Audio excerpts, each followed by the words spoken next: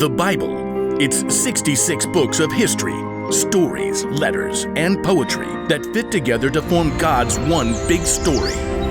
The epic adventure of how He created us and loves us so much that He made a way to rescue us. As we travel through the Bible, from Genesis to Revelation, we discover people who met God and found their lives changed forever.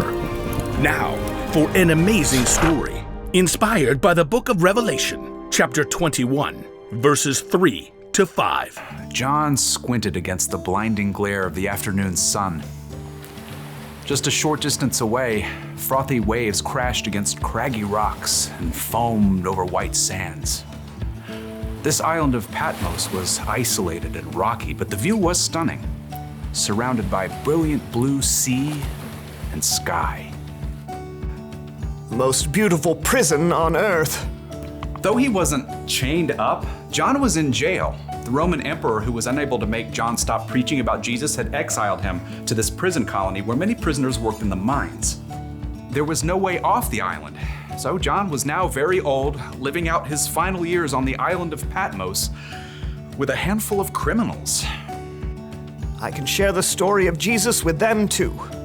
John settled into a shallow cave on shore to take shelter from the heat. He closed his eyes. I've seen so much. John had lived longer than any of the other of Jesus' disciples. He had watched the early church grow while the story of Jesus spread fast and bright as wildfire. But he had also seen terrible things happen to those who believed in Jesus. In fact, many people died just for talking about Jesus.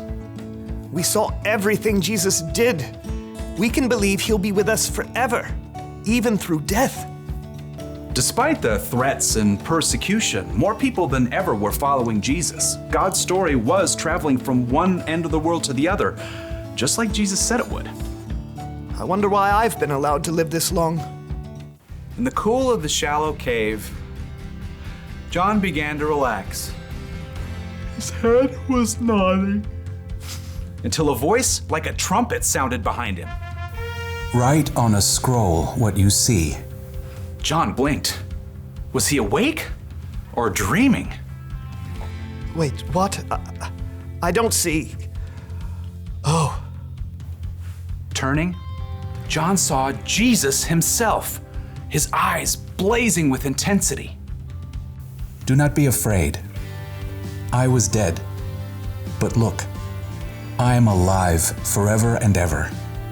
Write about what is happening now and what will happen later.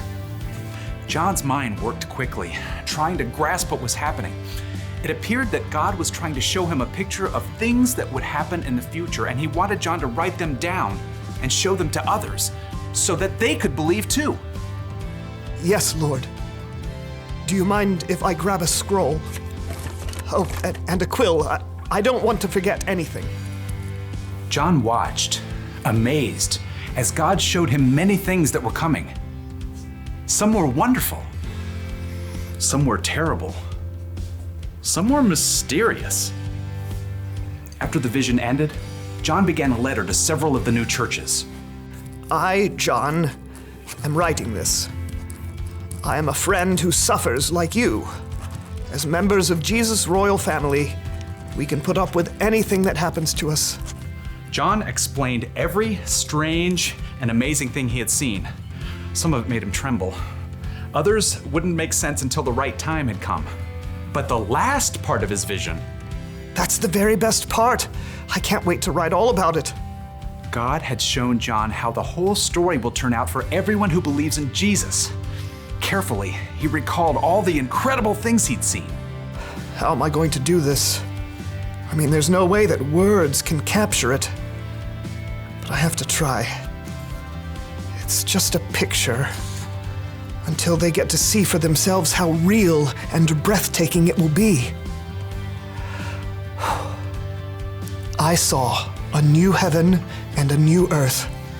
John remembered the words that Jesus had spoken while he was on earth, right before his death and return to life. There are many rooms in my Father's house. I am going there to prepare a place for you. If I go and do that, I will come back and I will take you to be with me. Then you will also be where I am. That's what I saw. It's the special place Jesus is making for each one of us. A place where we will never be apart from God. John recalled the next scene from his vision. He saw a great white throne. I heard a loud voice from the throne. It said, "Now God makes his home with people. He will wipe away every tear from their eyes. There will be no more death or sadness. There will be no more crying or pain." John paused as he stared in wonder at what he had just written down. All of these terrible things we've seen. People sick and hurt, being mocked and put in jail. All of it will be made right. Something else stood out to John. Light. There was so much light. The city does not need the sun or moon to shine on it. God's glory is its light, and the Lamb, Jesus, is its lamp. Its gates will never be shut because there will be no night there. The place John had seen wasn't just filled with light. It was beautiful too. Then the angel showed me the river of the water of life. It was as clear as crystal. It flowed from the throne of God and of the Lamb. It flowed down the middle of the city's main street. On each side of the river stood the tree of life. Its fruit was ripe every month. The leaves of the tree bring healing to the nations. Once again, John lifted his pen from the page. It just seemed impossible to share the real glory of what he had seen with tiny black marks on a scroll. He tried again. God's servants will serve him. They will see his face. John felt himself grinning. He could say one thing for sure, no one would be bored. He and every other person who believes in God would finally be able to live out what they were created to do, fully and completely, with no sin or frustration or weariness to get in the way. May the grace of the Lord Jesus be with God's people. Amen. Now, John didn't know exactly when the things God had shown him would take place, and neither do we. But from what we've seen and heard, we know one thing for certain. In the end, God will make everything right for those who trust in him.